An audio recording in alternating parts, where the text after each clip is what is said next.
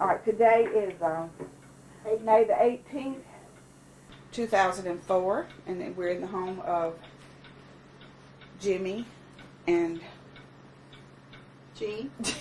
Jimmy and Jean Wales, and we're interviewing her uncle and aunt, and we're going to hear his war experiences and early life in Washington Parish.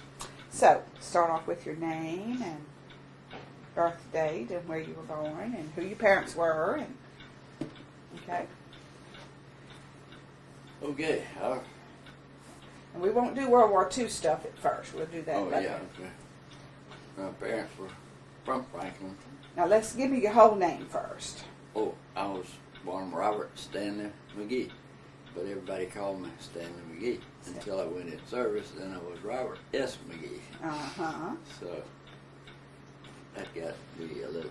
But that's not what Jean calls you. Oh no! Now we all the people know me real well. It's Booby. That's right. That started with milking cows.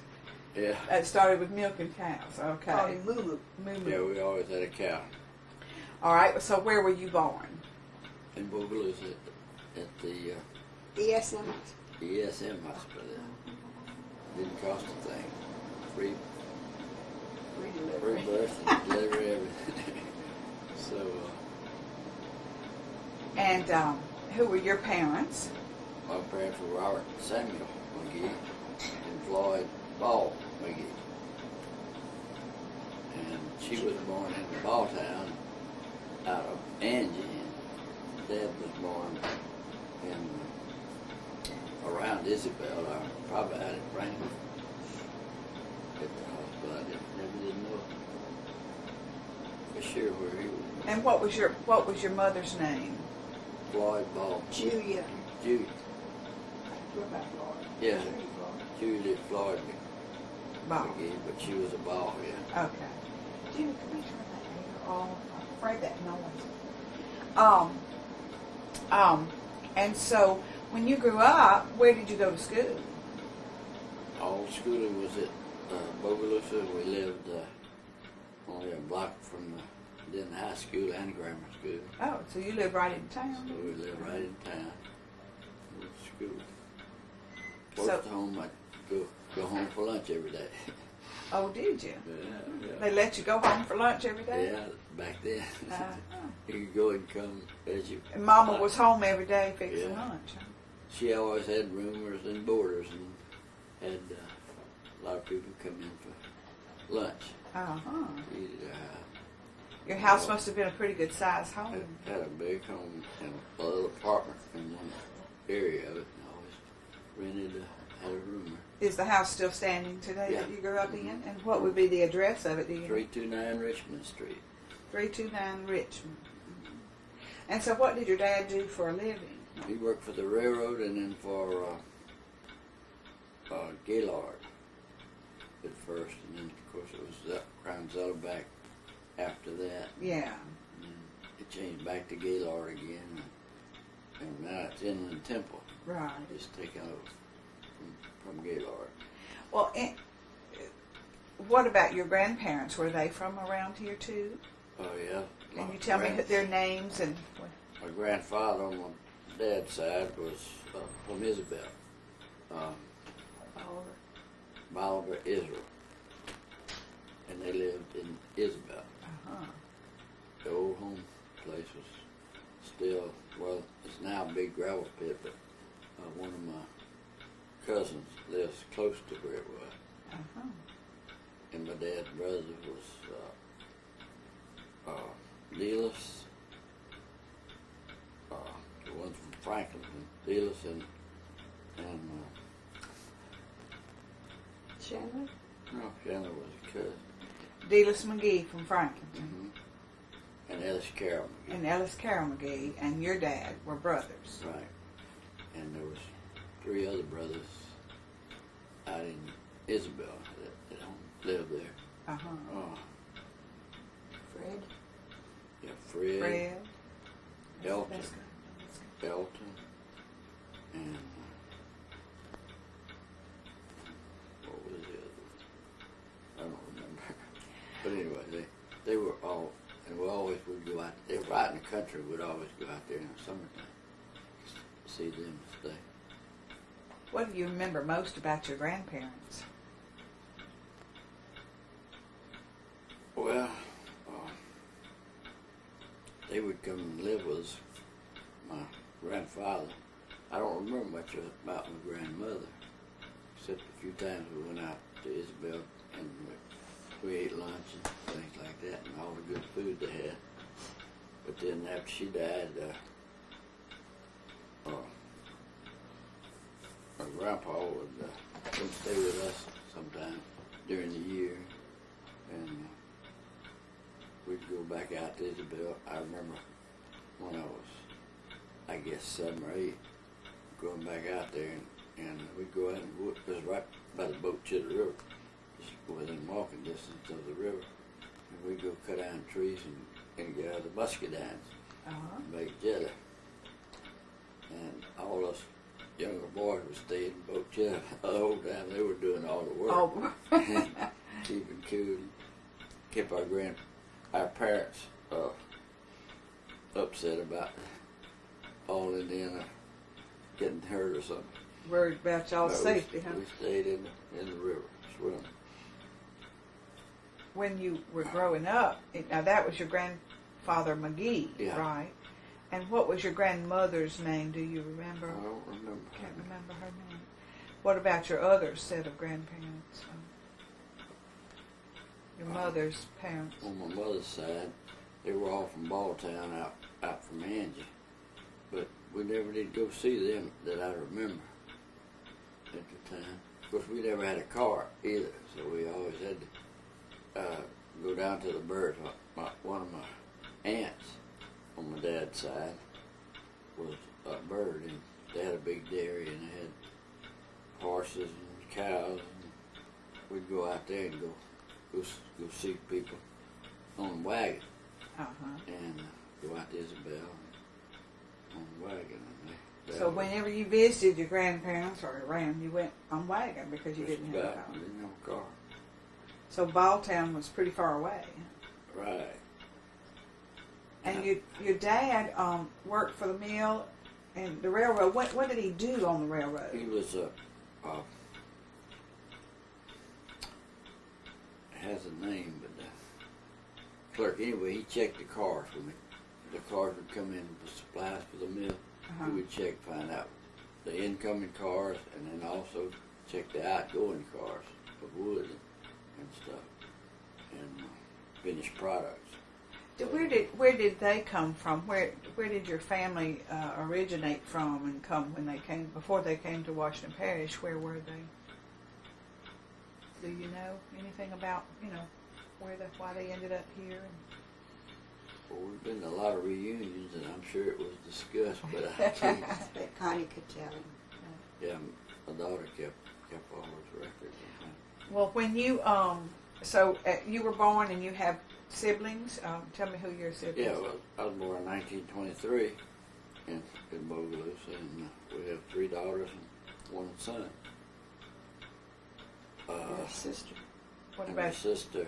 Evelyn was 2 years older than I am. So it was only the two of you. Right. Right. She went to college and I went to work. She went to college and you went to work. As soon as I got out of high school, I went to work for L.O. Stocker. They needed a timekeeper and somebody could type and do things, and I had taken that in school, so I got on with them. The last 6 months I was in school, I worked for L.O. Stocker part-time. I just go on half a day. And then I ended up working for them 3 or 4 years before the war, and I was in service. And after the war, I went back and worked for them again for about 3 or 4 years. And then after they completed all the construction work in Bogaloo on the mill, building number 7 machine, a bag factory, and a multi-wall bag factory. We Go ahead. finished up all the big projects, and So they built the number 7 machine, Right. and the bag factory while you were working for. L.O. Stocker. They they had other work in the mill too. Lime kiln, the wood room, and all the things in the mill that has to be replaced every few years because using help put up asbestos on all the buildings. That's the only thing it was bad, but we never were subject to any problems from it. Yeah. Well, when you were growing up, you went to Bogalusa at the elementary school. What elementary school was that? Northside. Northside. Mm-hmm. And Northside was right next to the then junior high and high school. Mm-hmm. And did you have any particular pets? Do you remember when you were a kid, or did you walk to school every day? Yeah. Tell us a little about your earliest school memories. Well, I just remember it was close, and when we weren't going to school, there in the summertime, we'd go over and play in the schoolyard because they had lots of room to play football and baseball and all the different things that kids do at that age. And grew up just loving all the sports. Did you have like neighborhood friends and y'all do some sandlot ball? Mm-hmm. We lived right across the street from Dr. Starnes and his family. And they were all about the same age. And he always had his family had a grocery store downtown, and we'd always go down there and get a lot of candy and stuff and go to the movie down there. What are some movies you remember from that time? Most of the cowboy movies on Saturdays, we just had to go to those. But other than that, I don't remember whether they weren't even open on Sundays movies at that time. Well, who was your movie hero at that time? Oh, You bound to have had a hero. Shoot, what's his name? Cassidy. No, Roy Rogers, how about the lady. Yeah, I guess. Yeah, Roy Tom Rogers. Hicks? Yeah, because he would sing, do a lot of other things besides just being a cowboy. He was really interesting. Well, when you were in high school, did you play sports? Tell us about you. We had a real nice YMCA and a YWCA in Bogalusa. And when I was real young, instead of walking, I was lucky enough to win a bicycle from one of the grocery stores downtown. Oh, how'd you win the bicycle? I think everybody just took a chance and they drew somebody's name out, and I was a lucky one.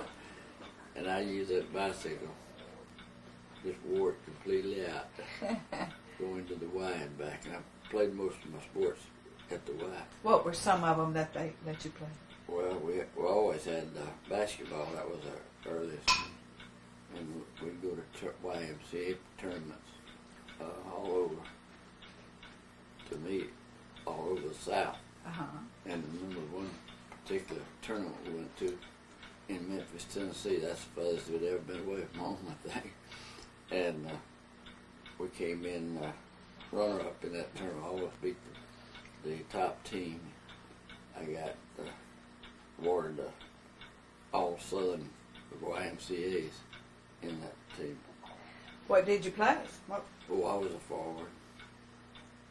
Yes. Did you play for Bogalusa High School too? Never did play for the high school. I always went with the Y teams. Because I was real small and not as big as a lot of the other boys. I couldn't qualify for the high school team. Did you do other sports in high school or anything, or mostly Oh just yeah, football? we played softball. Always had softball games at the Y. And then we had sandlot football teams. We just played between one side of town and the other side, across the tracks and so forth. And y'all played on the Y grounds? Played right on there? the Y grounds, yeah. Well, who refereed for you? How'd y'all get? I don't even remember a referee. Do y'all just kind of had made your own rules? Yeah.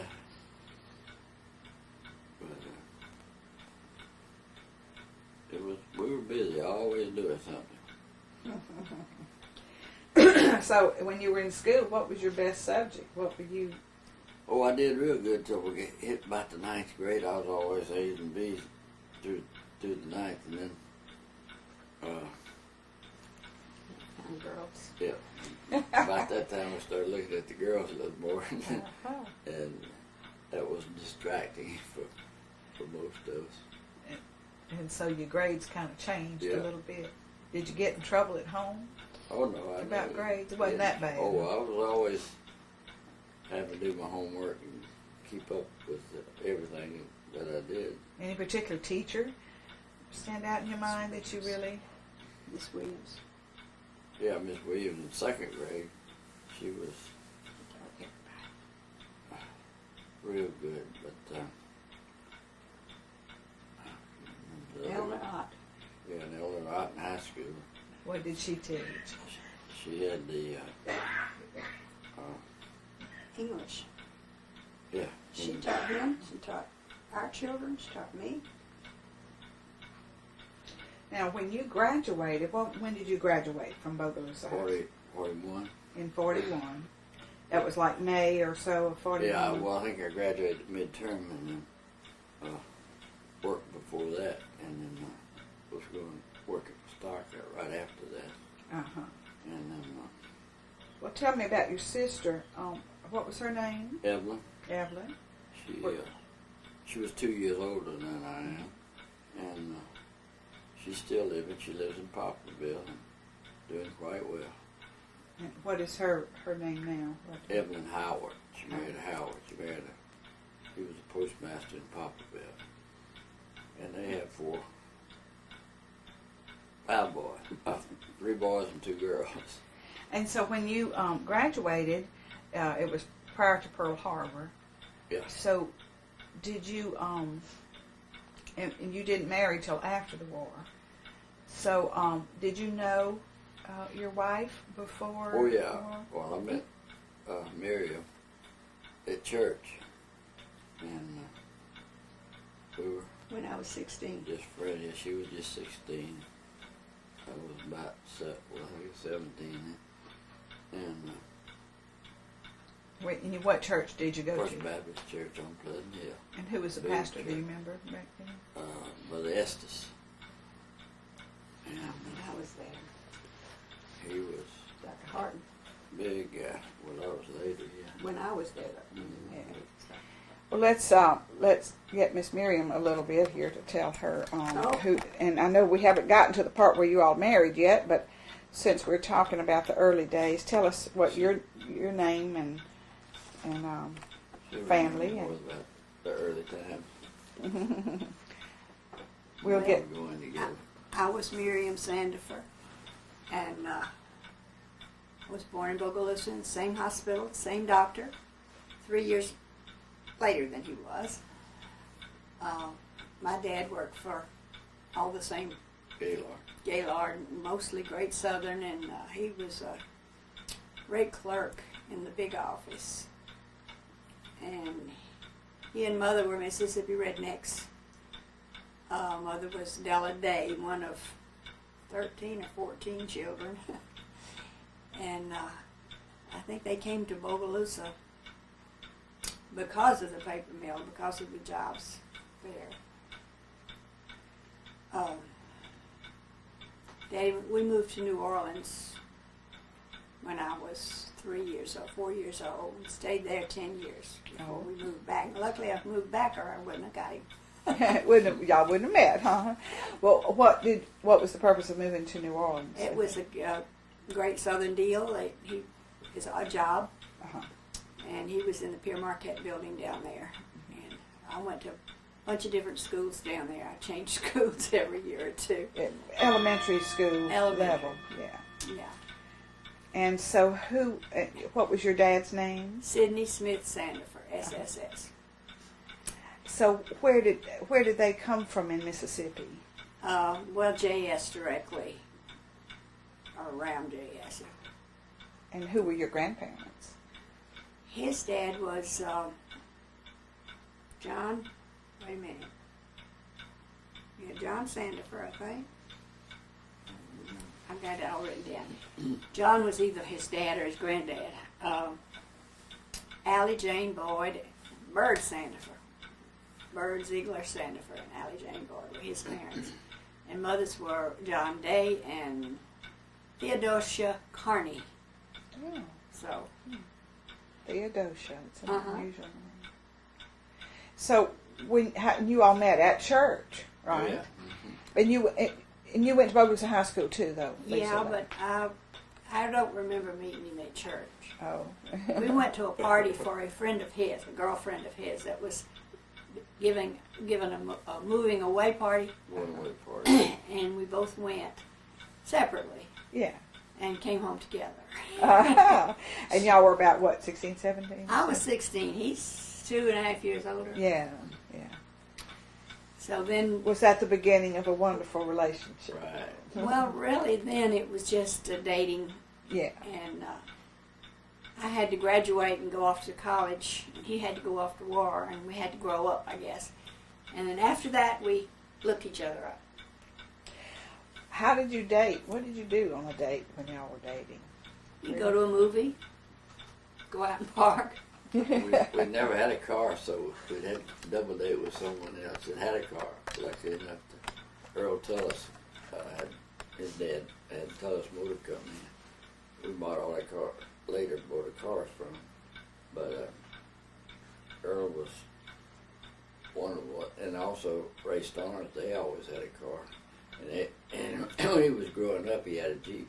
That's what we went fishing in. Go up to Horseshoe and all these old lakes off the Pearl River. Did a lot of fishing and We hunting. did a lot of fishing and hunting. Well, what are some of your early fair memories? Did you go to the fair when you were dating, or do you remember? No, I can remember coming over No. Not till we were married, I don't think. to Franklinton on the old Doodlebug that they ran free for people, for school kids to go to the fair. Now, did Gaylord own that, and that's what he No, ran that little I don't transport? think they own the Doodlebug, but I don't know, the GM&O and NOGN and all the railroad companies always had access to coming to Franklin. I'm sure hauling timber and things. And Give me supplies an example of your trip to Franklinton to the fair. Okay. First, you'd get up that morning and what? And we'd meet some of our friends, and then we'd all get on the Doodlebug and come to Franklin to the fair. And have lots of money in your pocket, I'm And sure. had a little money. And I had aunts and uncles and everybody over here I could stay with. I remember we got left one year and I had to go stay with my Aunt Esther. And I can't remember her last name, but her husband was a police chief in Franklin at the time. And I stayed with her that night. So the Doodlebug just made like one run? Well, no, for two. It Two. must have run 2 to 3 days. Or the 3 days the fair was over. Uh-huh. And I caught it and went back home the next day on the bug. Miss Miriam, when you were in school, what was your favorite subject? What were you best at? What did you enjoy the most? Jim, I think. Tell us about your, did you play sports in high school? I liked the dancing best part Uh-huh. and the gymnastics. And we would play softball while I was waiting for my turn to bat. I was out doing cartwheels and handsprings. So it was more gymnastics. Did you take dancing like outside of school? Yes, I took dancing when we lived in New Orleans for about 9 years. Oh, who did you take from down there? You remember? Ida Raggio. Reggie? She was a single woman who taught school, taught dancing. She just did everything. You remember that well. I remember her well. I had her in 3 different grades. Second, third, and fifth. And then she got me into her dancing. Because she'd seen me doing tricks on the yard. And she had to put on a program with an adagio part in it. And she knew I was gullible enough I'd do anything she said. And so, what was your favorite? Tap, ballet, jazz, what? Acrobatics. The gymnastics And part. then ballet. Yeah. But I loved it all. I bet you still enjoy it. Huh? Yeah. And we lived across the street from the school before I started. And I begged to start because I wanted to get over on those monkey bars. And when I got to school, I found it wasn't all monkey bars. School's a little more than that. Huh? Yes. Okay. Now, as y'all were dating, and then later you married, and you had, when did you marry? What is your... 1948, February 14th. February 4th, Valentine's Day, I had a 1940. purpose in that. Uh-huh. So he would never forget our anniversary. Ah. And who married you and where? Dr. J. Pat Harton, but I was working at the Y, teaching swimming. So we had the wedding at the Y, and it made a beautiful place. Oh, that's nice. The Y was a special place for both of you anyway, Right. wasn't it? And as you were, and then you had children. Tell me about your children. Mm-hmm. Well, we had Gail in 1949, October. And 2 years later, we had Gary. 2 years later, we had Connie, all in the fall.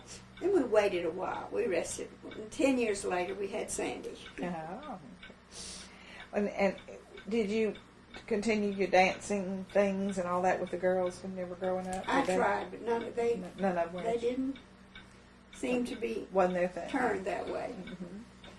Well, now in between your school days and your children's days came World War II. Right. So as we go back now to thinking right after high school, right after you graduated, tell me about, were you drafted? Did you join up, or were you drafted, or? Well, it's a long story. When L.O. Stocker left to do work for the government during the war, I was lucky enough to get transferred from Bogalusa to St. Louis, and then from St. Louis was the home office for L.O. Stocker. They had a big job at the Sunflower Ordnance Plant in Kansas, right out of Lawrence, Kansas. And that was where I went to work for them during the war, just prior to getting drafted. We finished that job. But now, how did you get there? You went by train? Yeah. You went by train? By yourself? By myself. I was 17 years old. And Left home. where'd you live? There's a lot of other construction worker fellas that were in the same position I was, only most of them were older. I was the youngest one. And they will always put me up in a nice home that had room and board. Most places, along the way had room and board then. And you got big money pay, I'm sure. And yes. You remember what your wages were? Well, I started off at 40 cents an hour in Bogalusa for Stocker, but it was a little more than that after we left going to these big jobs. I just remember how cold it was at Ordnance Plant in Kansas in the winter with snow and everything was prevalent all during the winter. Is that the first time you'd seen snow? Yeah. First time I'd been around a lot of snow. I remember going to Kansas University basketball games in Lawrence, Kansas. That's where we lived. And I really enjoyed those. But then that job played out. We completed it, and they sent me out to Morgan, Texas. Phillips Petroleum had a big job at a refinery at Phillips in Morgan, Texas. Now, your work with them was in the office. You typed, and you learned your typing through high school. So timekeeper and wrote the checks and kept up with the employees and their pay. You went to Soule Business School? Went to Soule Business School. When did you do that? After the war. After the war. Mm-hmm. But your skills that you learned in high school in the right, business, it was just what they needed. Was typing, wasn't it required? Was it required? I don't think it was required, but required, but I didn't mean to I interrupt you. did do a lot of typing and worked at, we had adding machines then. That worked out. So you went to Texas. So I went to Margaret, Texas, and of course I was 18 by that time, and subject to the draft. And sure enough, after I stayed out there about 3 or 4 months, the draft board in Boulus had caught up with me, and You got a notice in the mail. got a notice in the mail and had to come home and get ready to go in service. What did the notice say? I mean, did it tell you when to report? Oh yeah, the date was the most important thing on there. Was the date of coming in. Did the letter come to you when you were in Texas, or did it come home? I think it came in home and they sent it out to me, and I got the train, came home, and the draft board. I think I had about a 6-month exemption for the draft. Okay. Came home, stayed about 2 weeks, and then they sent us up to Alexandria, Louisiana, to Beauregard. Camp Beauregard was where all the draftees would report to. Who else? Did you have friends that went at the same time, or they No close drafted friends. you according to birth dates? Do you think? I think it was just availability of the personnel that they were trying to get in, and of course most all of my friends all had joined some branch of service because they weren't working for the government or doing any kind of job, or own any kind of jobs that would require you get what's the word?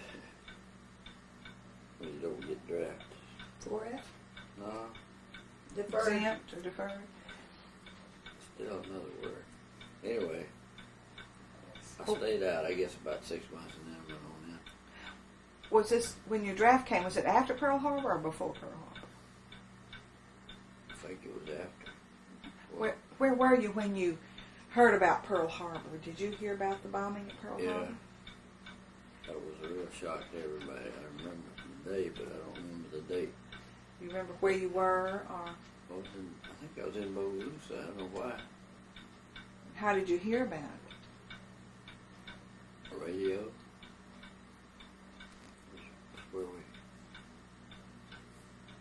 first heard about it. You were at home with your folks I think so, yeah. when you heard about it. Mm-hmm. But So the big war was already ongoing in France and Germany, and the Germans had already overrun France. They'd already taken over Paris and some of the other places, and they were bombing England with the buzz bombs. And so I was lucky enough when I got to Beauregard. We had tests every day. They were putting people in whatever they needed the most at the time. I was lucky to get in the Air Force. That's what I wanted to join anyway if I had the opportunity. Why? Why did you feel that way? I just seemed like I just wanted to learn to fly and do something. What's that? Better than walking. Better than walking, yeah. So you got slotted into the Air Force after your testing, and then what? Then they sent us to basic training in Amarillo, Texas. I was close to Beauregard again. We took basic training there. From there we went to Your basic training included what? it was only 6 weeks. Getting you in physical condition to do other things more than anything else.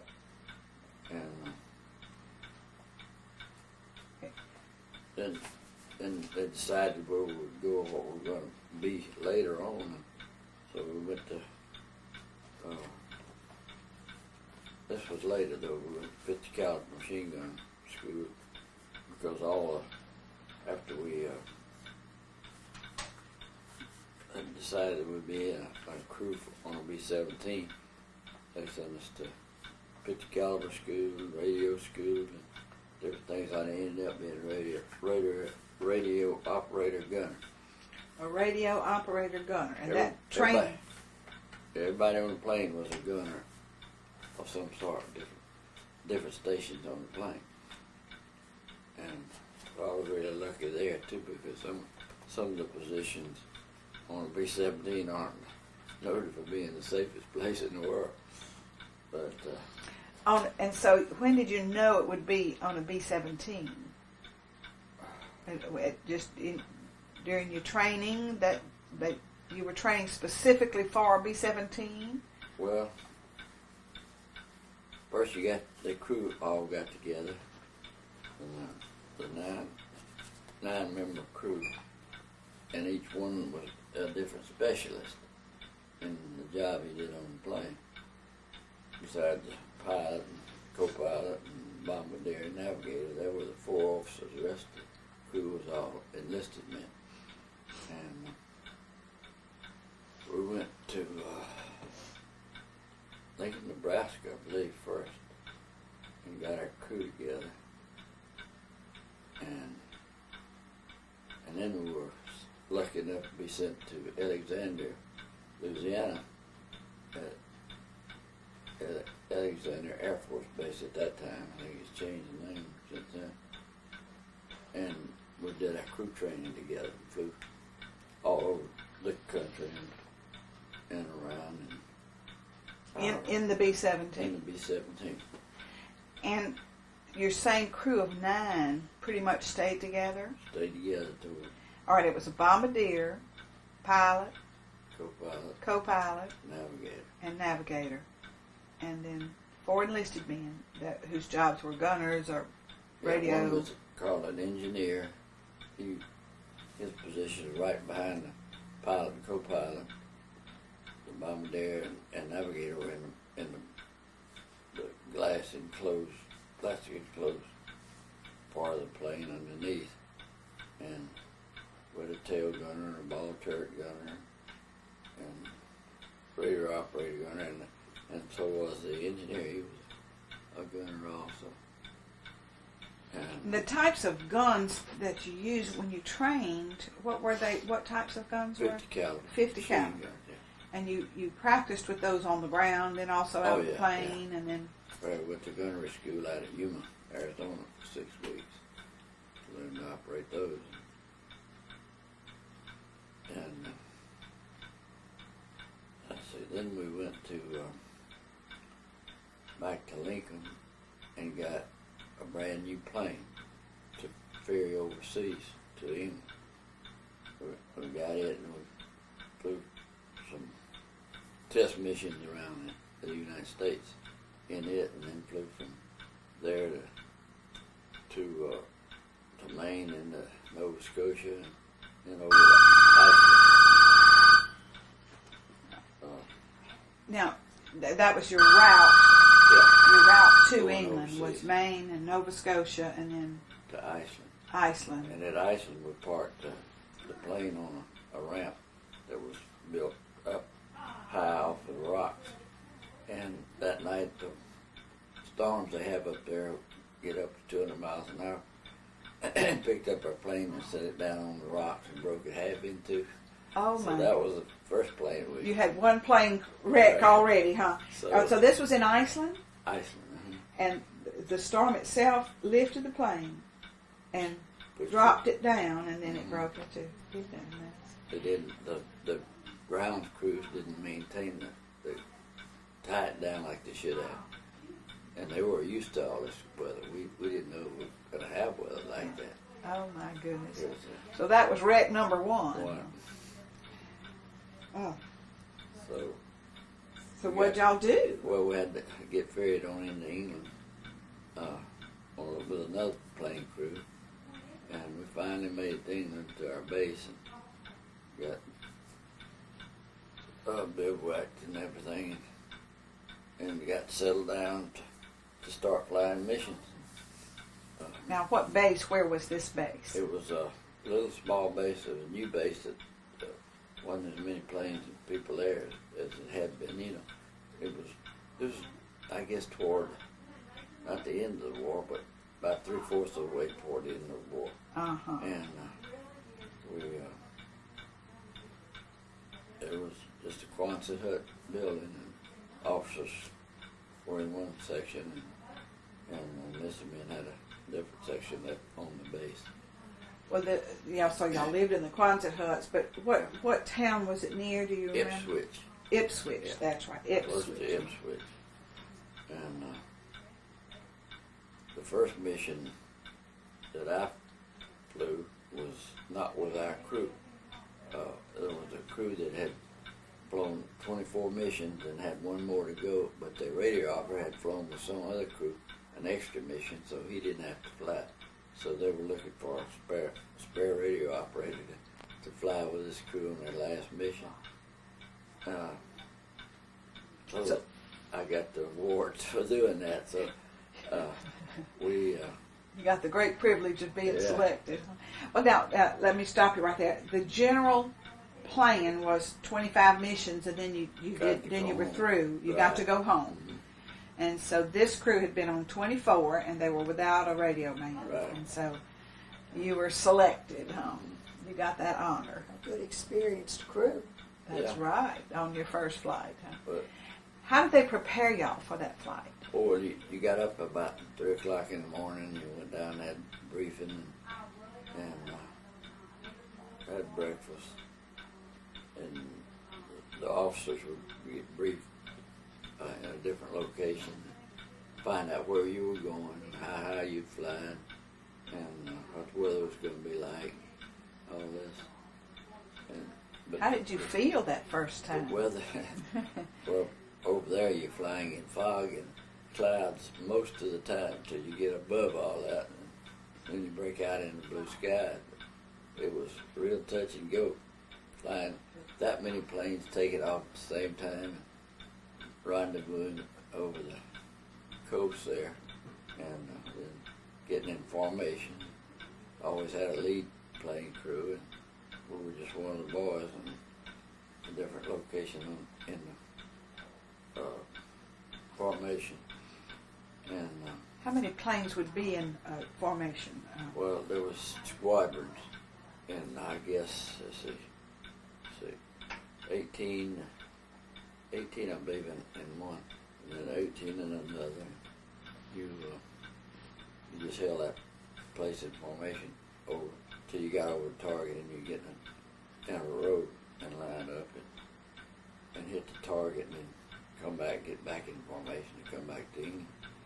But this crew on their last mission had engine trouble after we got so far over in France that they got credit for the mission, but it was right about where the front line was and a little bit further, but we didn't make it to the target, so they had trouble, so they pulled out of formation and dropped their bombs and then turned and headed back, got out of formation. All the other planes went on to the target. So when we came into land on, we couldn't make it back to England, so we had to try to land on one of the airports that they threw down with these big ramps and stuff. And when he came in and hit that rough landing instead of a smooth concrete landing, one of the engines, the bad engine fell off, and but he managed to land safely. So where was that airport? It was, I guess, about where Paris was. We'd already pushed them back away, and so it wasn't in German occupied. No, it wasn't in occupied Germany. It was still over France, but the Germans had, been all through France and over past Paris too. But, so your second crash was on your first? So we tore that plane off, or trashed it, I'm sure, and then they put us on a truck. We're hauling us back to the coast of France to get carried back to our base, and we hit every little town along the way, and since the Germans had been there already, they were all happy to see us, and I think we stopped at every little, what do you call it, bars in France, all the way back to the coast. And the French everybody- people they love, were real good to you, yeah.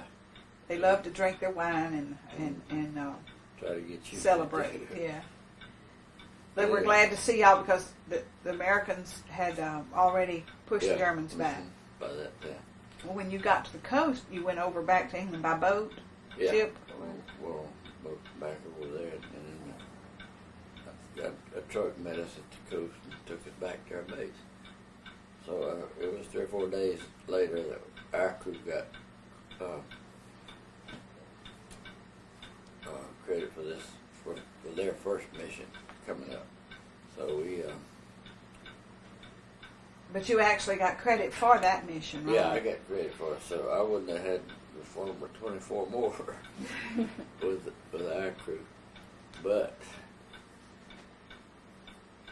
all the luck would have it, as luck would have it, we flew, I don't remember which mission that was, what we got.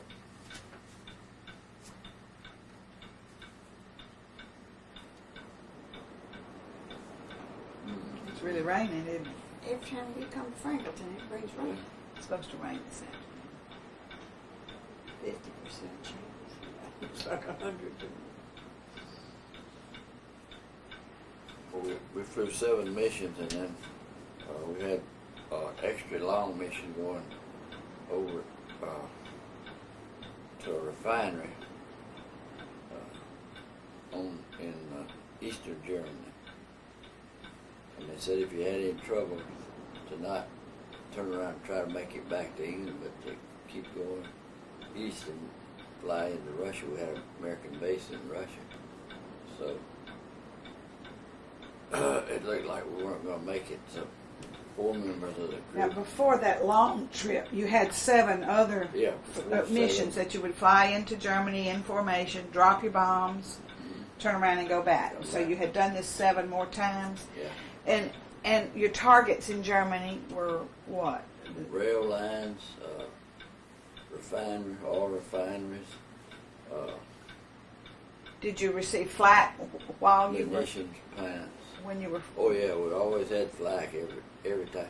Well, we'd have fighters till we got up to 30,000 feet, and then you went over the channel, and most missions you didn't start flying in formation till you got 25, 30,000 feet,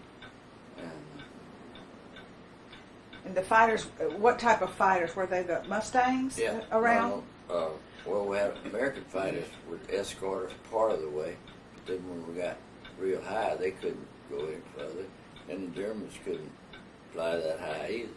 So we got hit by flak, but flak could get up there right as high as you were, and they knew just how high you were. Were most of your missions daylight? Yeah. Daytime? The English fighters flew the night missions and flew all daytime.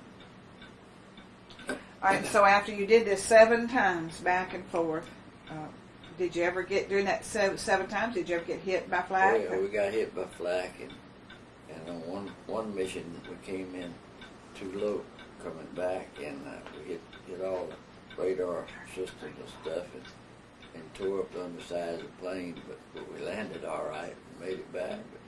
But they probably had to repair that plane a good bit after that. So then on this next flight, you went really far. You were in the eastern part of Germany. And we had trouble. We'd hit the target all right, but we didn't think we could make it back to England, so we headed for a Russian base called Poltava, Russia. Poltava? But we had lost altitude, and our fuel was running low, and so he told everybody to bail out. Well, for some reason I stayed with the plane. The 4 officers stayed with the plane, and we got down to about 400 feet below the fog, and he found a clearing, had a lot of little pine trees on it, but we went down to where we could see the ground, and about that time we ran out of gas, so we had to set her down flat without a wheels up landing. So we crash landed just across the Elbe River in Poland, and the front line was the other side of the Elbe River, western side of the Elbe River in Poland. So just made it to friendly territory. Right, and we had no gas left, so there was no chance of catching on fire. But he put her down. We just climbed out of the plane, got on the wings, and then a bunch of Russian soldiers saw us and came and picked us up, took us back into a little town in Poland. I don't remember the name, but we stayed there for about a week, and they interrogated us. We gave them all our pistols and supplies, stuff we had on the plane. If anything happened to you, you'd have to give somebody. And then they finally, I guess, the two governments got together and they decided we were going into Poltava, Russia. They took us on into there, and we stayed there another week or two. And now, what made that plane lose fuel? I mean, were you just that far? Did they know when they sent you out that you weren't going to have enough fuel to come back? I don't recall just what happened. Did you get...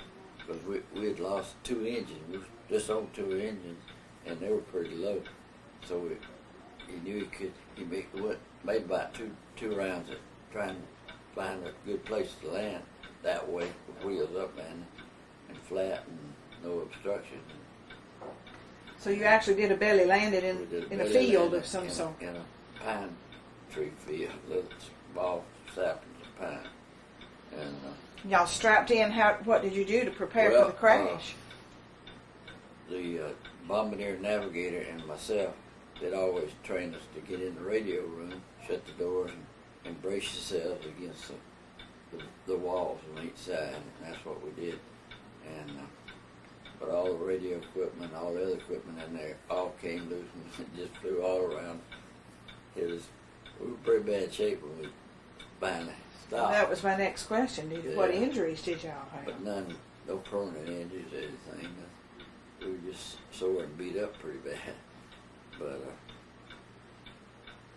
and the pilot and co-pilot did a wonderful job putting us down safely in a situation like that. When the Russians found you, how did y'all communicate?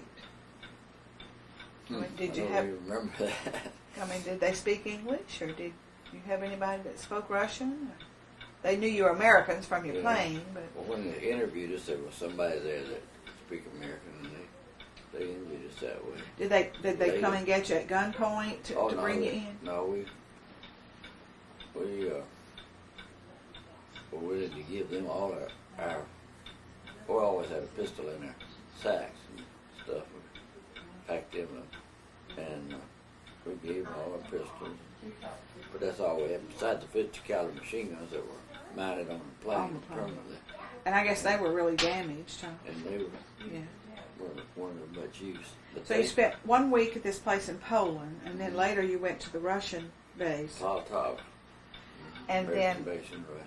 and your people knew back in England what had happened to you and that y'all were okay? Well, my mother and all of us as parents received a telegram, missing in action telegram, and I found out later my mother had gotten one also.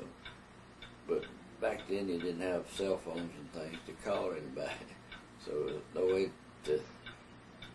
Well, you didn't even call home from England. It was all letter writing to tell them what happened.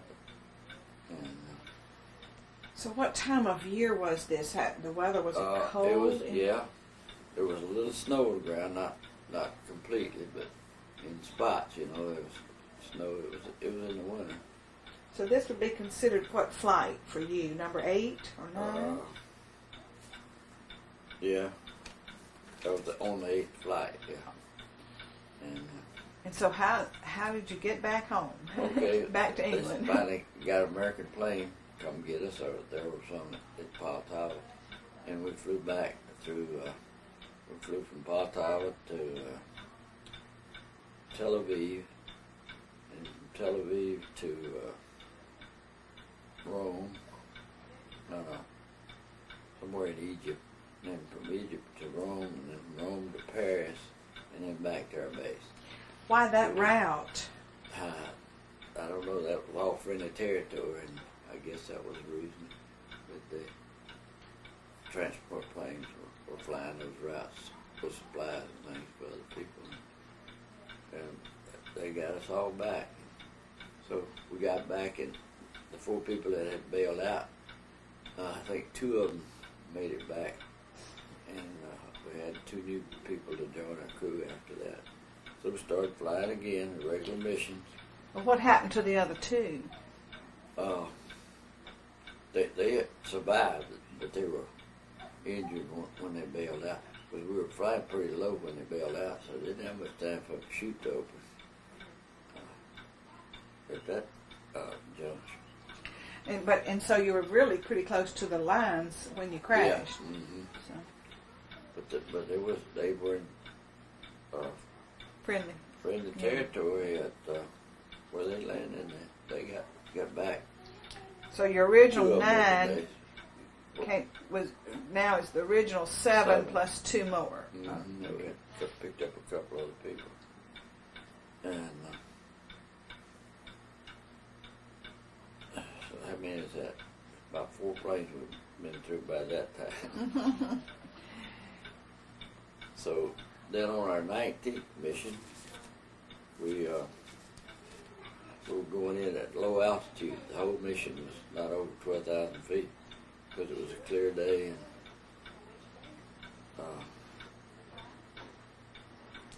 for some reason you were under the cloud cover. But we got over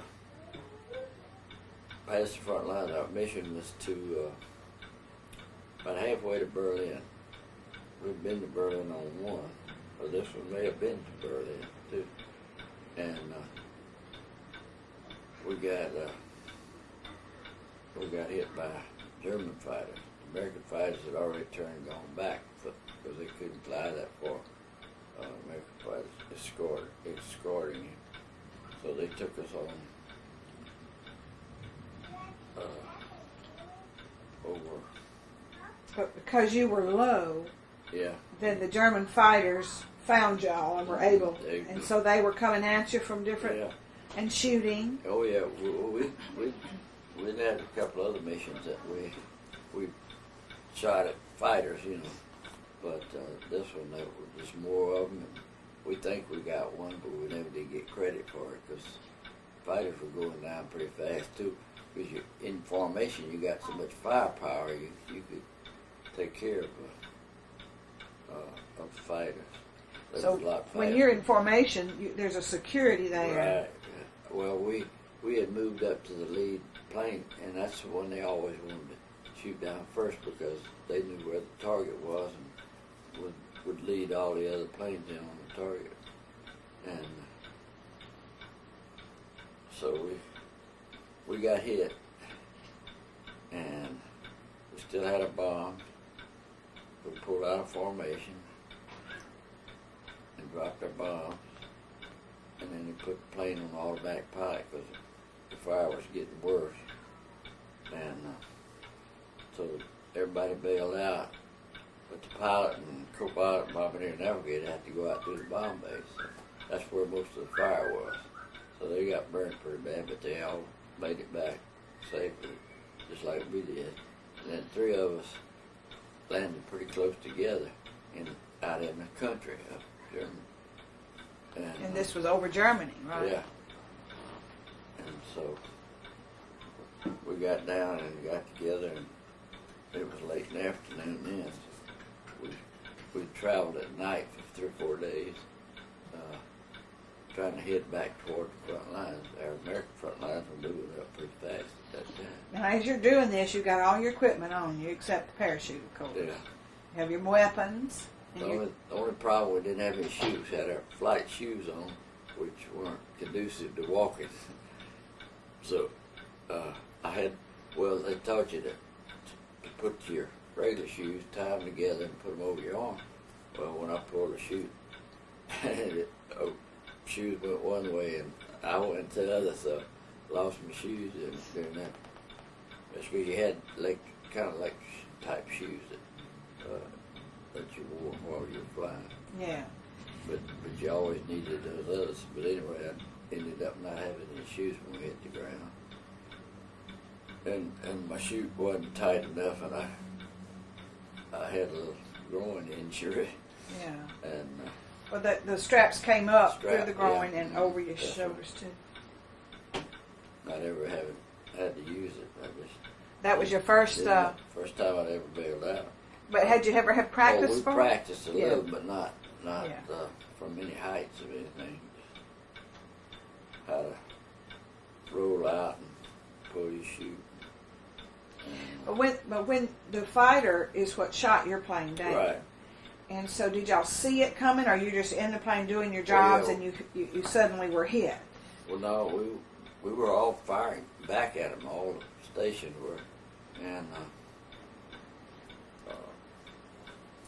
so we all, after we got hit and caught on fire, everybody came out of their stations and got back into the big back door where the 50 caliber machine gun is for the radio for me to operate the 50s.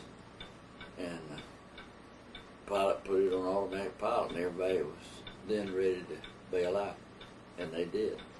And everybody got back, but the pilot, co-pilot, and the bombardier got burned pretty bad. But because they had to go through the fire to bail? That's where they had to go. And it didn't burn their chutes then? No.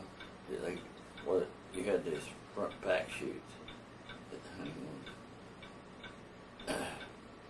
So So when you landed...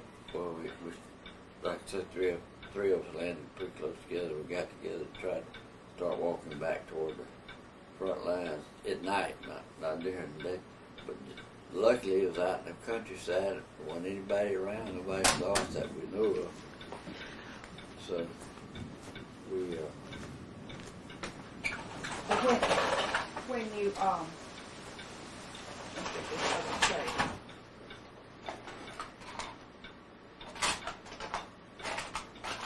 have a backstory.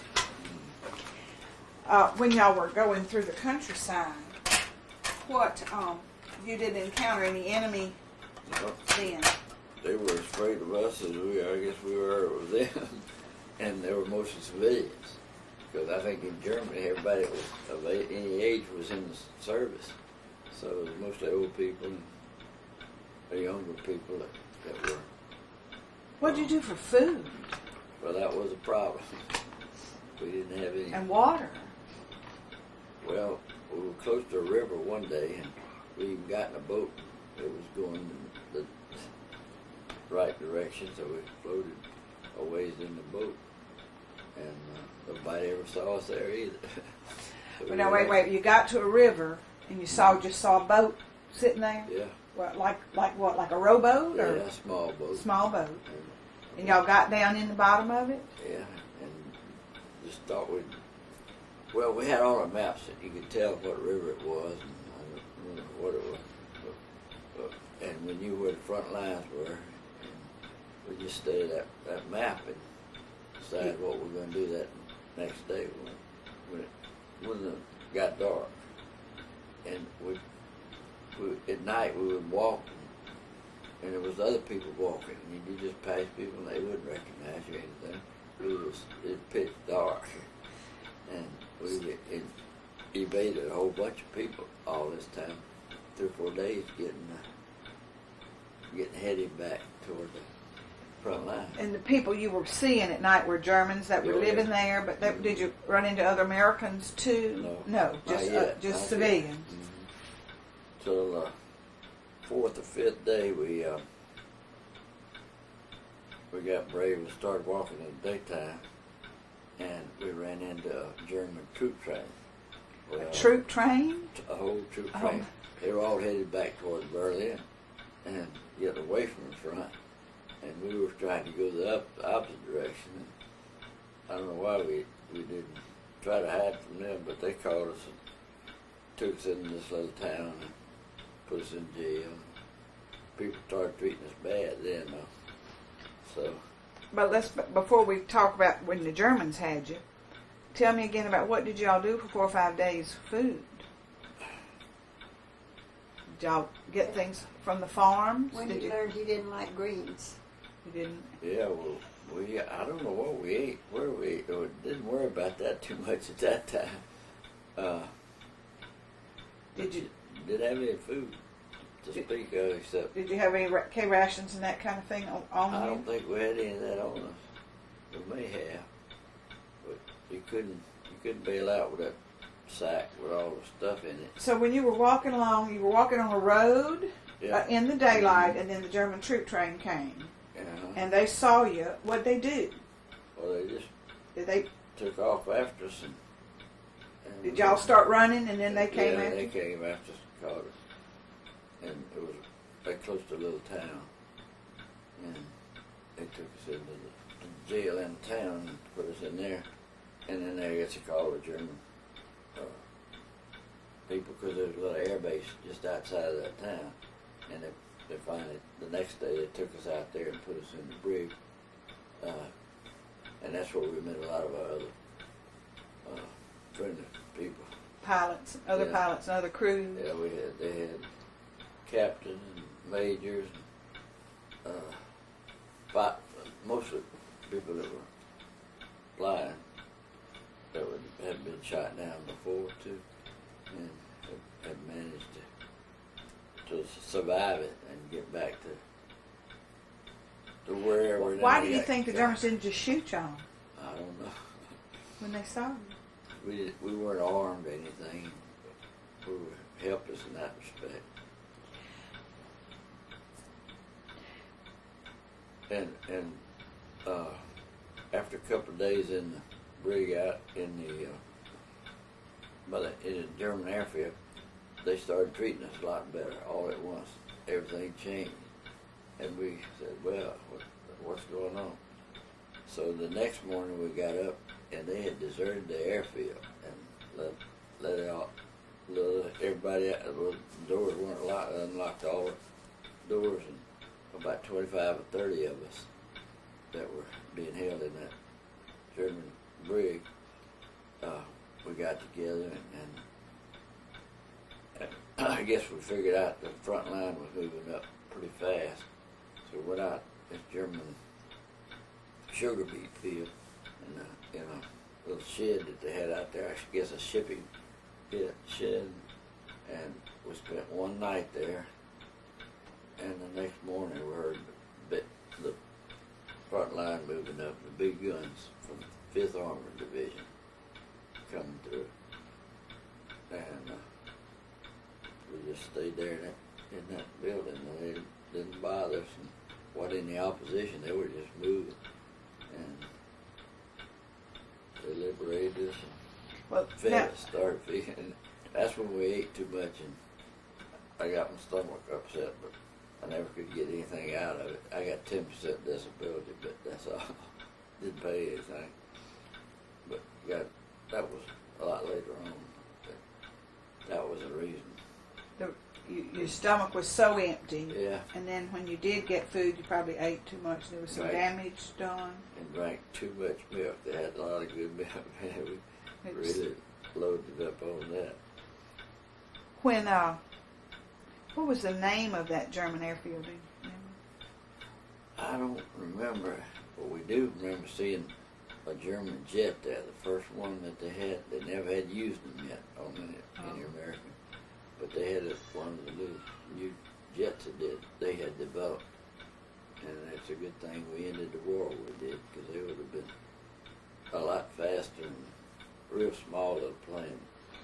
Did that jet and the other aircraft at that air base, were they shot up? Or you didn't stay around long enough to find out? We weren't really there, and in jail most of the time we were there, so we didn't get to get out till after they left us there. And we weren't too interested in what they had left and what they hadn't. We were just trying to save our own skins. Had you lost a lot of weight? What? No, not too much, because over the whole period, I guess it was only 8 or 9 days total. Well, early on, you said they treated you pretty rough, and Yeah. then they got better. Yeah, So, and what did you mean by that? How did they treat their prisoners? They wouldn't. They didn't have too much to feed themselves, let alone anybody else. So we didn't get anything to eat hardly. First couple of days we were in jail, and then that third day they started bringing us food and treating us better because they were wanting us to take care of them or be on their side in respect to them being, we're going to be captured pretty soon too, or maybe they would have been. The 3 guys, do you remember their names? The 3 that, so, you know. I got them in my scrapbook. They're in your scrapbook, yeah. Have you ever gotten back with them? I've talked to my pilot. He's from Denton, Texas. And, that's something I did miss when we were doing our crew training at that Air Base in Louisiana. We flew out over Denton one day, and he went down and built the swimming pool at the town recreation center, and it said we were so low, people had to dive off the diving board to keep from getting hit. So the pilot got court-martialed. Oh, my God. They got our plane number, and he got court-martialed. Had a big to do with that. And he was permanent second lieutenant during the whole war. He didn't never get a promotion.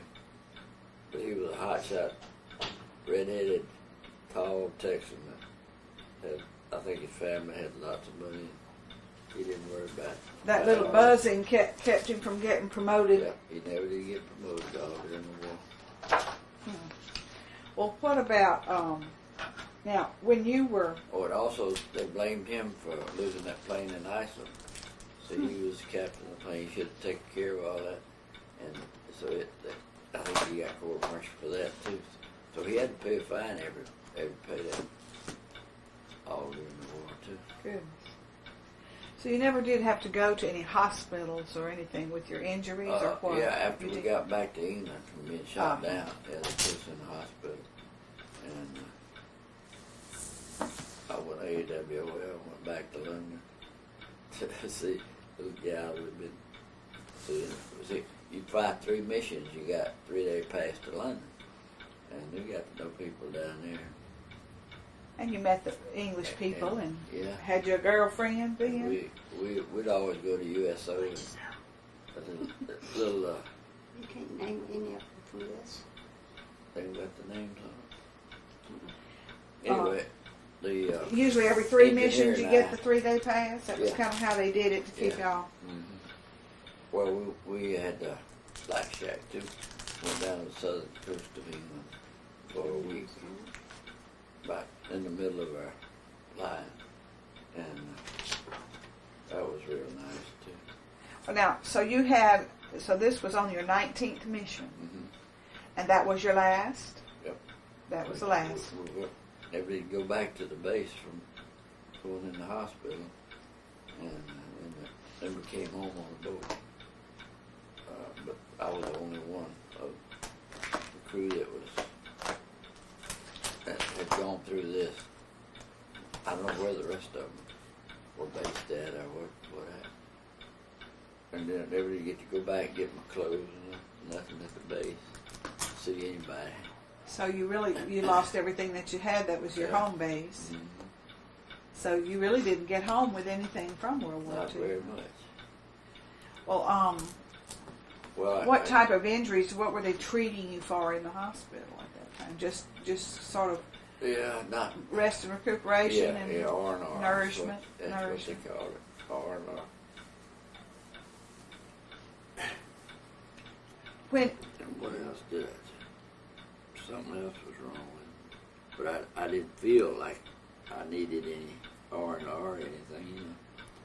They fattened him up in that hospital. That's why he had it. So how many planes was this now that crashed with you or had problems? I think you were telling me. When we crashed that one in Poland, either 5 or 6 we went through, besides the one that got shot down. He put in an automatic pilot, and it flew for a long time, but in a straight line. And by the time we got down there, I think it had crashed already too. Y'all didn't actually see it crash then because it kept. We were going straight down. It was still going. Did you ever find out about the ones that had gotten burned coming out of the plane? Well, when did you find out about them? Just the pilot. I talked to him on the phone, written. And we also had a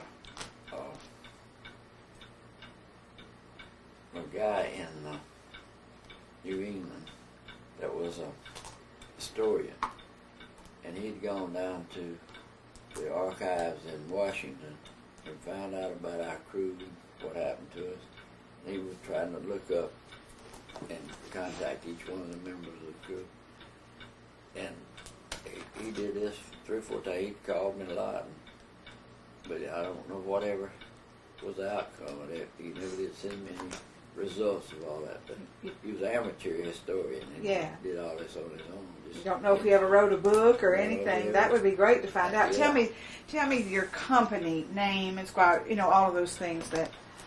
493rd Bomb Group and 493rd Bomb Group. And Writing this. what squadron? 8th Air Force is all I know. And the 493rd Bomb Group. Yeah. Ryan Linder is writing. Yeah, that's it. That's the guy. National Archives. That's But what photos is he talking about? That he Uh, wanted you to name them. well, he had one of these. It wasn't this one. You can't name I them. tried to help him, but he had a computer and he put Ronaldo was our engineer, the Italian from New Jersey, and he said there must have been 50 Ronaldos in that area. He never could find one that was in our crew.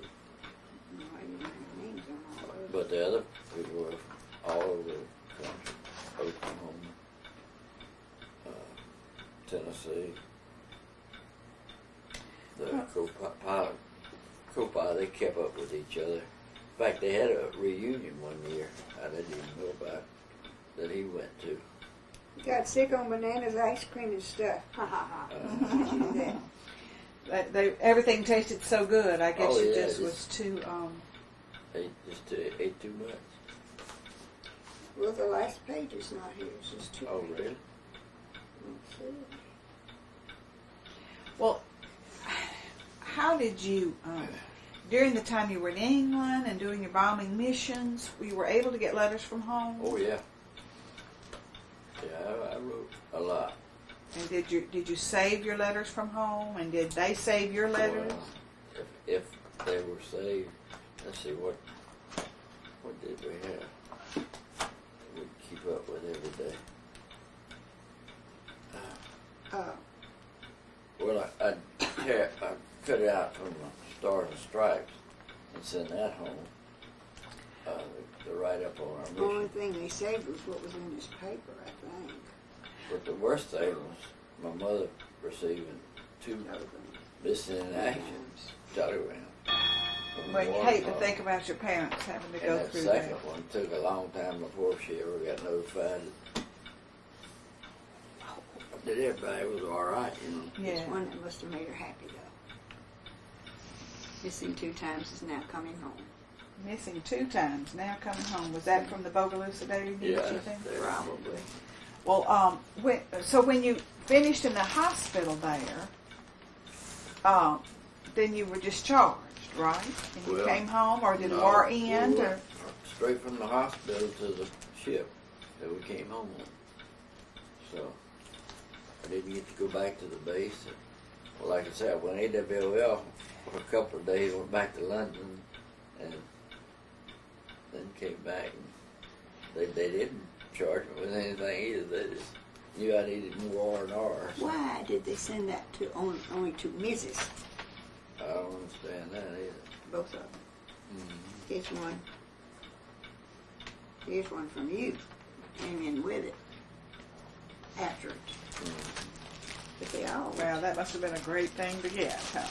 Probably his son said, "Tell my mother," you know. Yeah. Oh. June. So in June of '45, that's when you sent this telegram to your mom. Yeah. When you came back to the States, you came back on a ship, Mm-hmm. and you landed where? Somewhere up in Virginia. Uh-huh. And I don't remember if I think everything was still in on train. Come back to New Orleans. And then you came home. They met you on the train, and Yeah. you came home. What did home look like to you then? Oh, wonderful. And so, did you have some trouble adjusting when you came back? Was there? Well, yeah, they sent you to Miami Beach for a month. You stayed home about a month, and then they sent you down there for a month. And then eventually we came back to Camp Shelby and got discharged. At Camp Shelby, you were discharged. And then after you came back, then you went to work for the. Went back to work for Hello Stalker for a while. Uh-huh. So they had some new I'm gonna jobs get in those pictures. Bogalusa. And Video. and when they all finally played out, and I didn't want to go off anymore, so I stayed home and went to work at the mill. And you worked at the mill for how long? Well, I started at the box plant. I did work in the mill for 2 or 3 weeks, and I went over to the box plant because I knew the personnel manager over there, and he needed somebody in the office. So I got to work that's where I started work for 2 or 3 years at the box plant. And then That was in 45 or 6, right after the war? yeah, Here's a list of his missions, dates. well, that's not going to help you though. Yeah, that's good though. I want to I want to put that on video. Who's this guy? Hugging him, ought to know. Yeah. That's Eason. He's from Oklahoma. When you retired from the mill, how long have you been retired now? Since 87. 87. Well, I went to work in the box, and then I worked as in the industrial engineering department in the box. And then they needed a quality control man that started this program in the box. I worked there. It's in the same office, but for the box plant. And then they built the multi-wall bag, and they needed somebody to represent the box plant at the multi-wall, so I took that job. And then from there, the multi-wall bag didn't last very long, and they shut it down and went to work in the mill. And that's where I stayed till we retired. Now, you grew up in the Baptist church, so when you were in these dire circumstances, how did your faith help you through them? Well, we went to all the services where they were available. In a lot of places there weren't any services available, especially on the base when you were flying. You just didn't have time to go to any of them. And I don't think it was very well received or anything from anybody that you when you were with your crew and you were in your hut and you stayed there and you just read and wrote letters and went to chow hall every night. Yeah, between missions. Yeah. Well, I think is there anything else now that you want to tell me about before we stop, and then I'll let you tell me about your pictures, and we'll do that on tape too after we take a little break.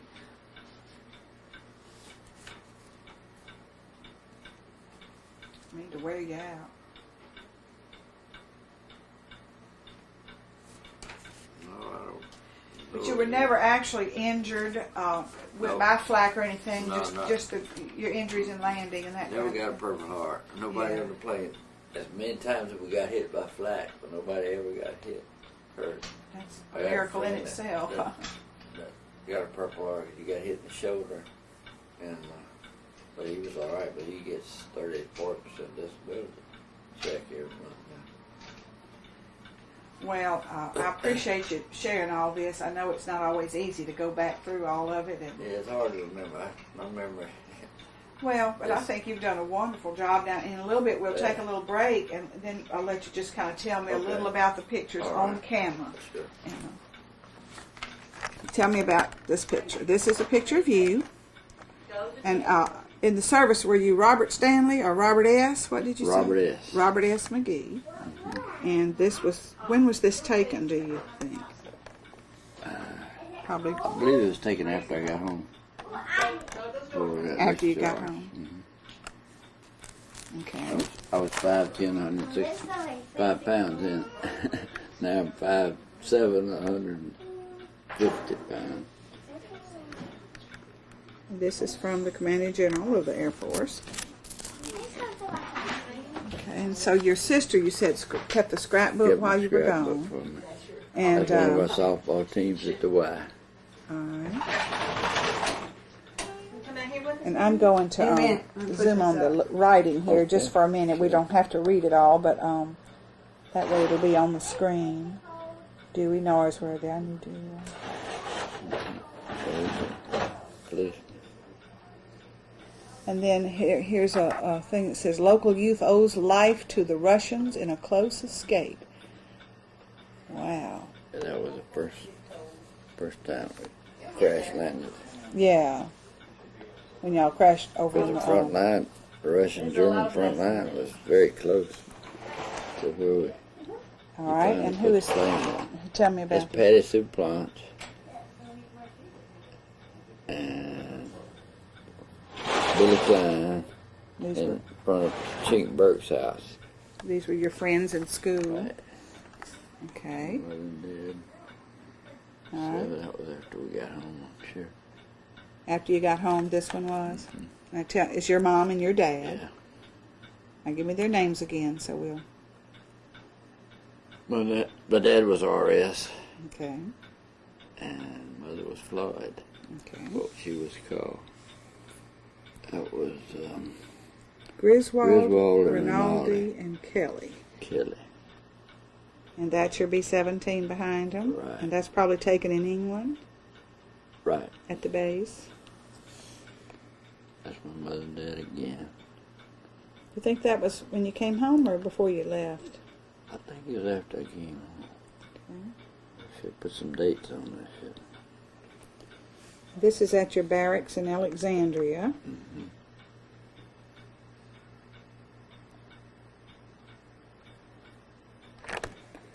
Fishing before with Ray Starnes. That Bogachita River fishing? Yeah. we cast a lot. Now who is this? Is this you?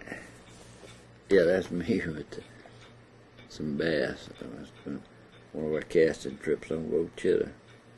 All right, and down here's... And I don't know where I was there. I don't know whose house that is.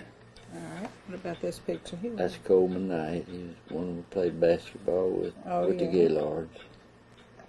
Now, the Gaylords were a company team, or was that part of the Y? That's how I got hired at the box plant with the guy as a coach. I knew him real well, and he was the coach.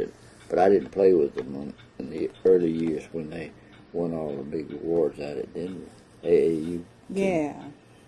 That's a friend of mine at Sula when I was at Sula. He's from New Orleans. When you got back from the war, you went to Sule Business College, and that was in Baton Rouge, wasn't it? No, I was in New Orleans. Okay, let me see if I can get this one right. Okay. I don't know who that is. It's a baby laying on a pallet. Maybe that was you when you were a baby, huh? Could have been. Probably. My mother took a lot of pictures. Yeah, let me see. I can't find my place here. That's probably what that is, and your sister. Renee and Miriam, and I remember that's where we lived on Richmond Street. Mother and Dad. There's your mom and dad in the house on Richmond. You said the house is still there. Mm-hmm. And they took in boarders some, right? Oh, yeah. And she cooked. And Always had room and boarders. Silton Bateman was my mother's nephew. He was from here. Hugh Bateman's brother. He roomed and boarded with me. First went to work at the mill from over here. Well, this is bound to be pictures of you when you were a baby. Yeah. The little walker, that kind of walker. Mm-hmm. And this looks like maybe that's your house there. Maybe. Yeah. That's neat. Could have been your grandfather. Okay, can you tell me about that one? I was on a goat or something. What is that? I don't know what that is. When you were a child, huh? That's my sister and I. She was 2 years older. That's great. That's my dad and I after Sunday school or getting ready to go. We always walk all the way to church from the north side, that First Baptist. My goodness. On Avenue F. And I was a little later, sitting on the front porch, had concrete. Pillars, kind of posts, yeah. Mm-hmm. Oh, you dressed up spiffy, huh? That would be about, how old were you then? About 8 or 10, I'd say. About 1930 or? Yeah. Mm-hmm. That was a big one we caught. Oh. The Boca Chitto River thing. Well, I think that's Ray and I. Yeah. I think this is off of Pearl. Oh, We had a lake up there. Now, who is that with you? Ray Storm. All right, you're on the left? Yeah. And he's on the right. Right. And that's Ray again. Holding fish. We're big white perch Let me fish. get this up on here. This is kind of as a teenager, huh? Mm-hmm. Okay. Oh, this was when I was in. I didn't talk to you much about. I was in radio school in Sioux Falls, South Dakota, Uh-huh. and this is a girl that we went with. They had these big dance halls up there, you know, and they had big orchestras 2 or 3 nights a week. But that's not pictures of that, but Yeah, that's yeah, where we go to the we'd like go, USO type that's where we thing. met them, yeah.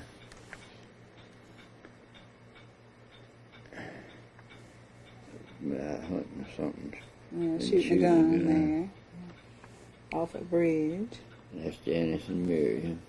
They were Right. good friends. All right, now Janice who? Battalion Knight. She married this other fellow. That's Jack Knight and myself. He played with the Gaylords too, and we'd go on trips together down to Keystone Field playing basketball. And they weren't married yet. I don't know if we were either. And Miriam is on the left and Janice on Janice the right. He's still living. He was a professor at Southeastern. He had a stroke, and he's still alive, but he just broke a leg and had to go in hospital for a while. And his name is Jack Knight. Jack Knight. Mm-hmm. We're going to see him next week. Are you? Okay. That's my pilot. That was your pilot on the B-17. I'm going to try to catch the words underneath. W.F. Whitson. WP, I believe it says. W.P. Whitson. Best pilot in the 8th Air Force. Right. he was a hot. Now, is this the same one that This is our. that buzzed the pool in Denton, Texas? Yeah. Now that's your flight crew. That's it. Bombardier, navigator, gunner, ball turret gunner, co-pilot, and pilot. And engineer, myself, radio operator, and he's the ball turret gunner. He was a tail gunner. Let me get up close so we can see. Go real slow so we can have that on the camera. Those are really special pictures. They're from all over the country. From all over the country. So, and they had all trained pretty much in the same place, or this is you right in the middle here. Yeah, The crew. he was from New Jersey. That's Ronaldo. He was from New Jersey, and we butted around together morning. Because these other guys living out, they didn't know how to dance or do anything. We always did it, but Yeah. had to go where they had some good music. The rest of them are more country than we were. We thought. You were uptown, and Bogalusa boys like to dance, huh? And that's myself and Billy Eason. Billy, yeah, so he's from Oklahoma. Is he part of your flight crew? No, he wasn't in the crew, but just a buddy. he must have been in another crew, but I don't know where we met. Now, Russian and German souvenirs, Druid and Magee. They call that oh shoot, I got another big picture of that. We collected money, bills, from all the different countries we were in, and Stars and Stripes sent a crew down and took a picture of us and showing us. Oh, and so that was in the Stars and Stripes? Yeah. Mm-hmm. Wow, that's great. I should show you a big picture. And that's pretty much your crew? That's our crew, myself and Easton and the 4 officers. Mm-hmm. That was great to be in there, huh? We had some good. All right, now this is just some pictures. Is that in England? Wow. Castle in England. And Isle of Wight, that's where we went to Black Shack down in the southern part of England. That's just some of your cards. pictures. Yeah, but those are special, those cards. Yeah. They're probably all right, now this is 250 calibers on nursing the those 50 calibers, you're saying, and there they were. Yeah. And that's you, I presume. I'm gonna get you playing the number. 48596. That was when we flew till we lost it. Now which And I don't one? remember the number. Don't remember which one. Of course, There's the B-17's all just alike, just about. Yeah. Only the one we flew over was a brand new one, and was a later model. They always come out with that we lost in Iceland. Now you wrote your missions on this page, and so I'm going to just scan the page so Okay. it'll be on there on the tape. These are the different bombing missions and where they took place. That's great that you did it like this. I can only get about 4 at a time, so I'll pan it really slowly. If you ever need to look at it again, or your children, you'll have it on there. I couldn't remember the name. Gastro was where we had our last mission. We only got 4 hours in before we got shot down. And your 8th mission was when you were missing in action there for a while. Yeah, we skipped a few weeks. Now the time that it says, is that hours of flight? Yeah, it's hours. The timing doesn't mean what time you left. It means how many hours you were in. Right. In the air. And so you got like points or whatever for your numbers of hours, right? Right. This Well, is all not- you had to do was hit the IP initial point, and you got credit for the mission because you're already in enemy territory at that point. Yeah. And you got credit. All right. Now April the 7th, 1945, is when you got shot down and you bailed out, Right. and then you were missing in action, and then the Germans picked you up, and that's when you were in the prison for a while. But no. That's after I got back home. Dad played basketball at Franklin High School.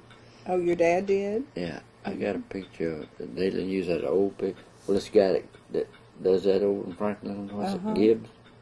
He had pictures. I got the pictures. And so he was known in high school as I don't know what they call Robert, I guess. Robert.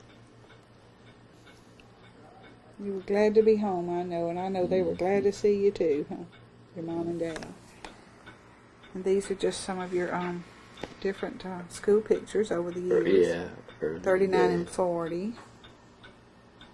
As a teenager, you were a nice-looking young man. And that was when you were stayed in at shape all the time. We were always playing some kind of sports. Right.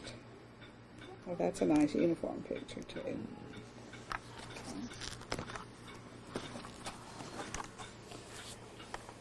My sister and I. You and your sister. And this was like during high school days. Yeah, probably. this is a teenager. This is you and your dad. It was great of her to get this put together for you. Yeah, she really worked hard on. And she did this while you were gone, Uh-huh. or as you. Well, and then. Right now, this is in Sioux Falls, where the you. second one, the first one tour. Yeah, this was up there in that cold country. And yeah, those. That's my lost song. He sounds like he's from Louisiana. Yeah. Probably, well, we were friends up there. I'm gonna get all the names here too. Let's see. Oh, we did potatoes, we did everything. It was cold. What do you mean you dug potatoes? Why were you digging A little potatoes? extra work, just to make a little money. Yeah. From off the base, they'd come out and pick up people. Oh, I see. They did. Yeah. Now, what was the train? They had 2 or 3 places that they sent them. Besides Sioux Falls. Roney Plaza Mess Hall, number 2. Eason and me. Mm-hmm.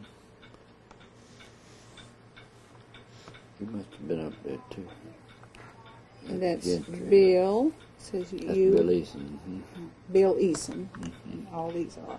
That's Gentry. That says Gentry. Yes. I can't remember where they were all from. I don't know why I didn't keep up with people. Yeah. Like some of them did. But you were never. This was still at one Sioux place- Falls, all of these? Or do you remember? Now there was a Morgan from Franklin, Oh. and that's him. Okay. And I see can't remember his first name. And Morgan. I'd like to Find see out what who it happened to him. He was tall, slim. He smoked too much. He drank too much.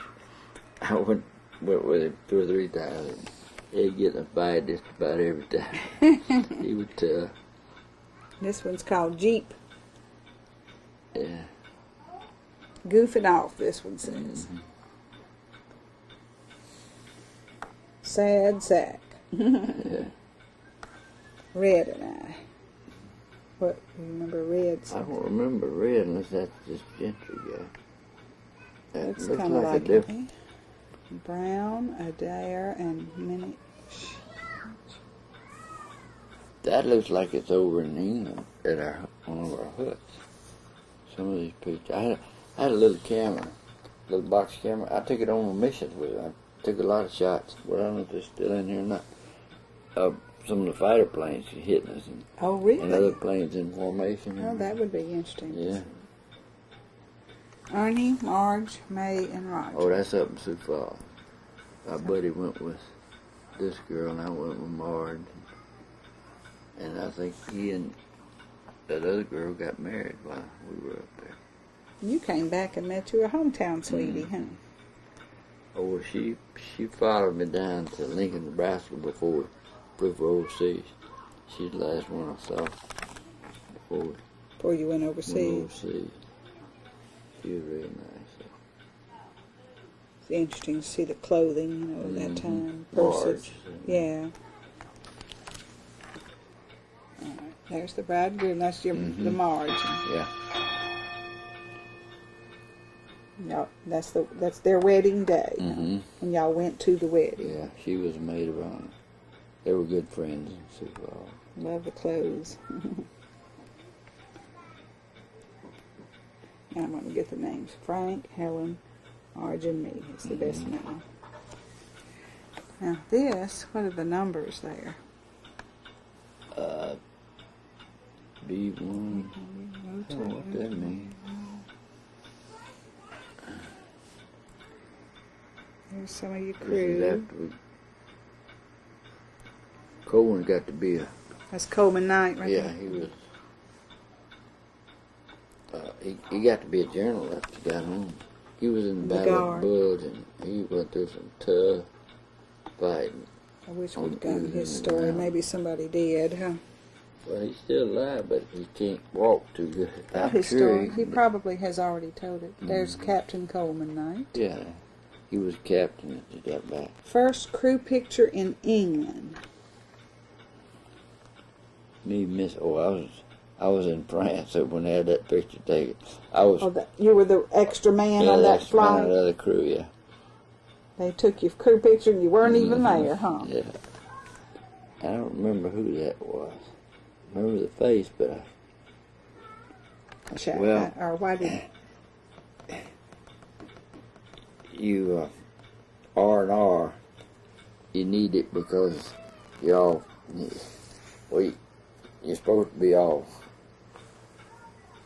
I don't know, stressed out and whatever, and you go down there and they just called it flight shack. Anytime we went to on R&R anywhere, that's what they call it. And they would agree with the missions that are listed individually on that other page. These articles were from the Stars and Stripes, and you mailed them home. Right. And your sister put them in the scrapbook, and they talked about the different missions that y'all went on, and kept up a record. That helped you to do your list. What the? Probably another one of those articles. It was just lengthy, it looks like, and they folded it up. Bogalusan writes vivid story of rescue from wrecked plane. Wow. I wish I knew which paper that was in. Huh? Oh, that was in the Times-Picayune, not Times, Daily News of the Bogalusa Enterprise. It had two papers over there. Local youth owes life to the Russians in a close escape. Oh, that picked up. Now you're again reported missing in action. Huh? Missing 2 times is now coming home. Robert S. Magee, home Monday. What a great thing, huh? 99 German planes downed. These were articles from your showing some of the things that you were. Nazi tank plant and railroads blasted. And that was part of your missions. 1,300 heavy strike German industry rails. Reported missing, but cables that he is okay. Missing flyer cables parents. That's great. February 3rd. Bogalusa air vets back home relate their war experiences. Oh, sure did. Now, who is this Tullis at the LSU Stadium? When we were stationed in Alexandria, we'd come down to LSU to football games. That was my buddy in high school. Oh, okay. He played football for Bogalusa, and he also played 4 years at LSU. And he'd get us tickets, and I had a gal up from Alexandria, but she was in school too. I'd come down, he'd get me a date with her. We'd go to ball game. That's before we went overseas. Yeah. Now there is a flight crew, and that's a B-17, right? And that's a different number on that plane. 4 buddies in England. Tate, Eason Young, and Rossi. Couple of crew members. You took your little box camera on the plane, and that's a shot you took. Burley and Raid. And then here's Ready for 60 Below. Is that you? That's at our hut. In England? In England, yeah. Oh, goodness. It wasn't that cold in England. It was that cold in 35 below was about low as I'm here. There's peeling off out of formation. Either on the way back home or I'm sure that's because everybody's kind of angling to the left. To go down. To go down? And tell me about that one. I don't know what that is. Is that a plane going down? No. Is that some ships? No, that's planes. Yeah. I don't remember that. You have lots of great postcards from your trip from England. Sweating over, 2-gun Mac. Our big wheel. Well, that's our pilot. And here's it says flag. Oh, that's where they shot the plane. You just can't see the flag. And this is when you got back after a rough one, you say. Yeah, some of them are a lot worse than others. But they bring you back, take you down for debriefing, and you could have 2 shots of straight whiskey. Calm your nerves a Yeah. little. Huh? Get them out. Okay, so what does that mean? Get them out. What is that? That's out. I love all these great shots. That's okay. So actually during the mission that all these shots were taken. Yeah. Now this is what is this one here too? Yeah. That's another formation. For another formation of the B-17. It wasn't a very good one though. Not good as she did. It's usually a In a V. 3, 3 or 4. Certainly. We're just going to kind of get these on record, and then you'll have them on your own camera. That's out the wing of your plane. I mean, out the window, huh? Original crew. Best in ETO. What does ETO mean? European Theater of Operations. Theater of Operations. Isn't our estimated time of arrival? No. Oh, that would be ETA, wouldn't it? Yeah. Hot Rock. Morrow. Flasher. That's 2 officers. These are like at in England, huh? Yeah. When you just sort of between missions. Yeah. So bicycle. Have all these pictures. Kelly Flasher. Some Died. of the crew members. Yeah. Yeah. Died. Kelly, me, and Rinaldi. Cold day for Hut 75 was the number where we lived. Hut 75. Little Brownie camera always took good pictures of those little brownies. And I don't know what happened to it. well, and I put it, and you have to get your light, where there's not that glare, and but you come in close, and the closer you come, and you have to kind of give it time to focus, and you'll see this on your TV screen, the size of the TV screen, and that's what makes it so great. And these are great shots. I mean, this is the life of a pilot during the war, when they're not on mission. This says first ship. 338. I remember that 338. This is Yes. the softball team. Right, you're right there in the middle on the left. On the And left. this is your softball team at the Y. Yeah. Orioles. Well, yeah, we played at the Y most of our game. I'm going to zoom in close on him so we can get a close-up picture. That's going to be great because I held it real. 12. Huh. Photo of Franklin High School, That's my 1912 dad in the pages. middle of the, standing up in the back row. Standing They up didn't in the- have many tall people back then. And he They were determined, though. Oh, yeah, they were really... That's Mr. Dalton's picture, yeah. Mm-hmm. You could take it out of that plastic if it's... Well, It'd we take 'em much couldn't, time. we couldn't do it for all of them. And I really would like to talk with him, too. And they can't drive anymore. We're not out of town. But Now, that's Mr. Coleman, That's and you on Jack. the right. yeah, and That's that's Jack. Jack. in The one front. that's southeastern and is crippled. Okay, Jack's in the middle, and Coleman's in the left, Mhm. and then Yeah. you're on the right. And this was on a ball trip, too. Keeps the field. I remember that one. Here, one way the way. That's Threw Miss- them away. That's Miss Miriam when she was at Southeast. She colored a lot of my pictures. I don't blame her. These are all great.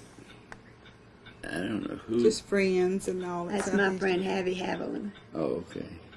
And that's That's Junior Day, my cousin. Cousin. And this is you in my He backyard. and I Mama. fished together. He had a camel We boat have a there. new He age. used to go up there That's all the time. that's him in your backyard. Mm-hmm. Wearing a sweater I gave him for Christmas. Oh, let me get a good look at that I sweater. bet he don't remember that. Nope. Well, that's special. But See, your that's short-term good to know. memory That's great. holds up better than your long-term. I mean, your long-term holds up better than your short-term. Kids in wanted some to know cases. how he proposed. I said, well, he didn't. He just said, when we gonna do it? Tell me about this picture. That's just a big room up at the dormitory, and you could climb out the window. At Southeast. At Southeast. That was on our honeymoon. That lady was nice enough to take our picture, and we don't know who she is. Oh, And yeah. And where is where this? was that? Was My it Bacon's by the Sea? Yeah. Fort Walton. At down Fort Walton. Yeah. Uh-huh. My boss, he went down there all the time. That's where all these are. This is proving I was fishing on a honeymoon. Proving it, huh? That's it. Those are fun pictures. You're going to have something for our kids to want, huh? That's right. That's part of why I do this. When was this? After we got? This was after we came back, coming back home, I think. Got on your sunglasses. I love the clothes in the car.